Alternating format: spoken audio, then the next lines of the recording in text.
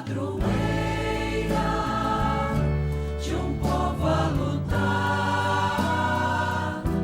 a gente mineira te quer exaltar, não só lá na serra, tu és...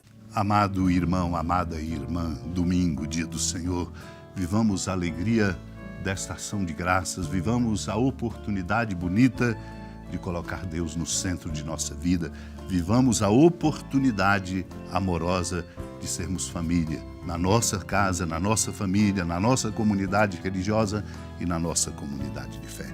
E assim poderemos celebrar sempre com alegria o domingo, dia do Senhor. Vamos acolher amorosamente a interpelação que nos vem da palavra, como Maria, nossa mãe, discípula, que acolhe a interpelação da palavra de Deus. E aqui eu me lembro São Gregório Magno, Papa, numa homilia, quando ele comenta dizendo assim: a todo aquele que tem será dado mais e terá em abundância, mas daquele que não tem, até o que tem será tirado. É o texto do Evangelho que vai nos interpelar. Ele comenta: um recebeu a inteligência, está obrigado por este talento ao ministério da pregação. Um outro recebeu bens temporais, deve partilhar esse talento distribuindo esses bens. Outro não recebeu o entendimento das coisas espirituais nem a abundância dos bens materiais. Aprendeu, no entanto, o ofício que o sustenta, e seu ofício equivale a um talento que tenha recebido. Um outro, diz São Gregório Magno, nada recebeu de tudo isso, mas terá conquistado a amizade de um rico, recebeu como talento essa amizade. Se, portanto, não fala em favor dos indigentes, será condenado por ter retido o seu talento. Eis que se aproxima o momento em que voltará o que partiu em viagem. Partiu como em viagem quando saiu da terra em que nasceu a fim de ir para longe, mas voltará em breve para pedir conta dos talentos. E se como que paralisados nos abstemos das boas obras, ele nos julgará com rigor quanto aos próprios dons que nos fez. Naquele tempo, Jesus contou esta parábola a seus discípulos. Um homem ia viajar para o estrangeiro. Chamou seus empregados e lhes entregou seus bens. A um deu 5 talentos, a outro deu 2 e ao terceiro 1, a cada qual de acordo com a sua capacidade. E em seguida viajou.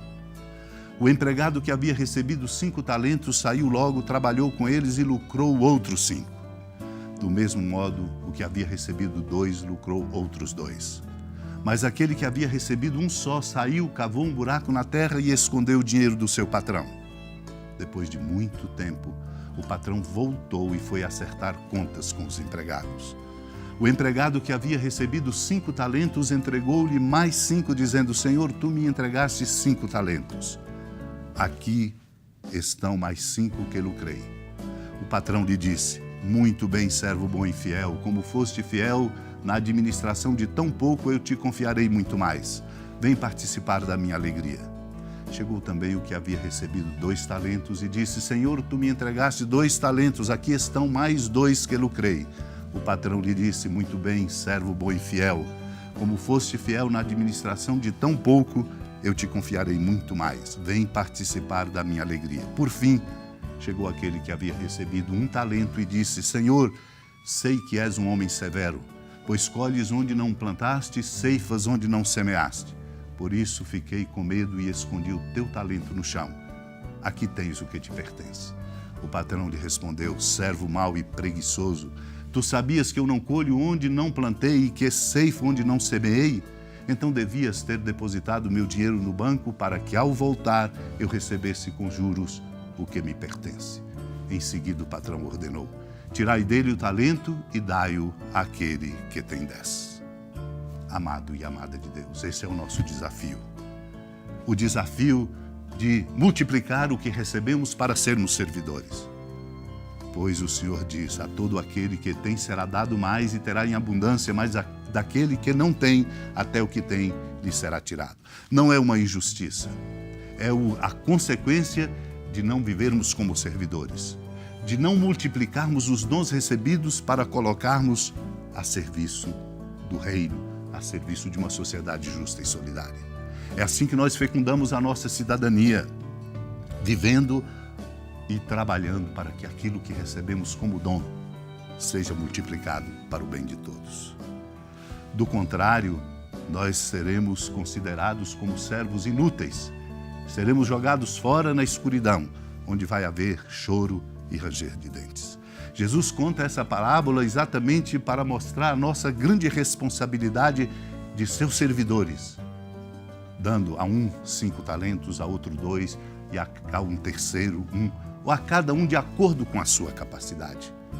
E ele viaja para que nós possamos exercer a nossa responsabilidade.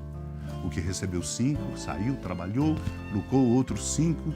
O mesmo fez aquele que recebeu 2, mas aquele que havia recebido 1 só cavou no buraco a terra e escondeu o dinheiro do seu patrão.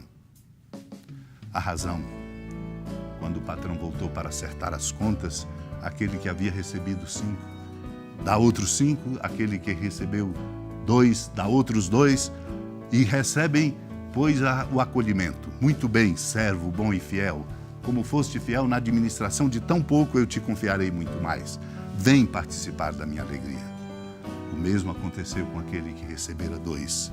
Escutou a mesma coisa que o patrão disse ao que recebera 3 ou 5. A cada um.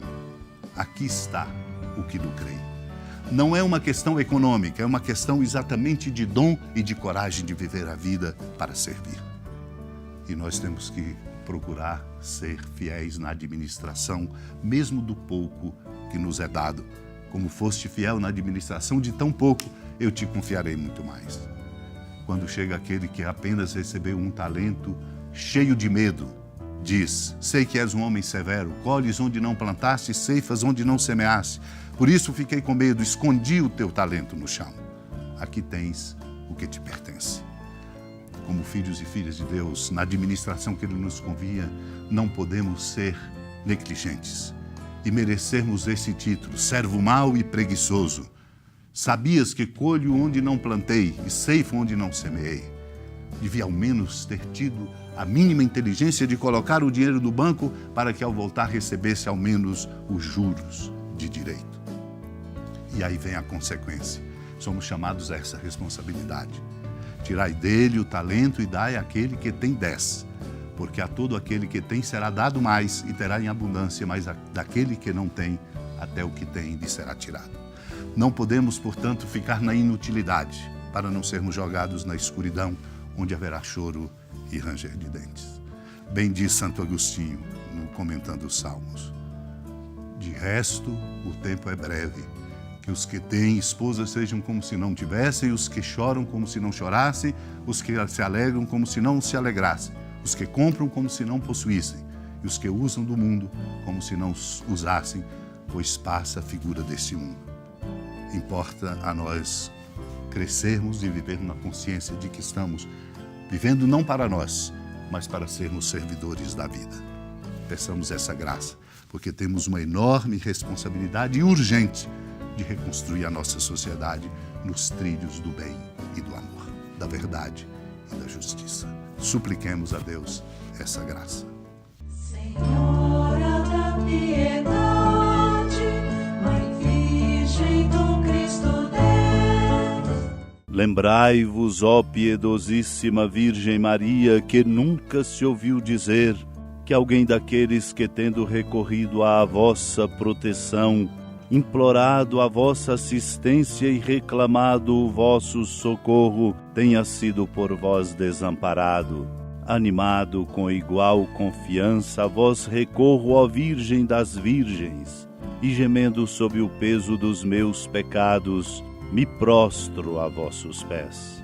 Não desprezeis as minhas súplicas, ó Mãe do Verbo encarnado, mas dignai-vos de as ouvir propícia e de me alcançar o que vos peço. Amém. Feliz padroeira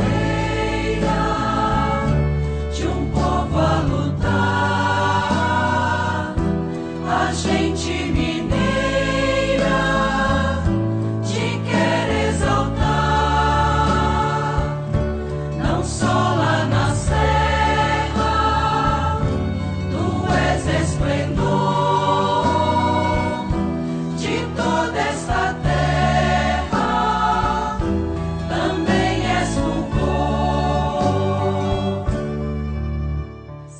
Amado irmão, amada irmã, com alegria, da ermida da padroeira do estado de Minas Gerais, a Senhora da Piedade, que da sua casa de clemência e bondade nos acompanha e nos abençoa, do alto da serra, magnífica arquitetura divina, a bênção de Deus, amor misericordioso, Pai, Filho e Espírito Santo, desça sobre sua família, sustente sua vida, proteja sua casa, fecunde o caminho missionário de nossa igreja e nos encha de sabedoria e permaneça conosco para sempre. Amém. Feliz padroeira.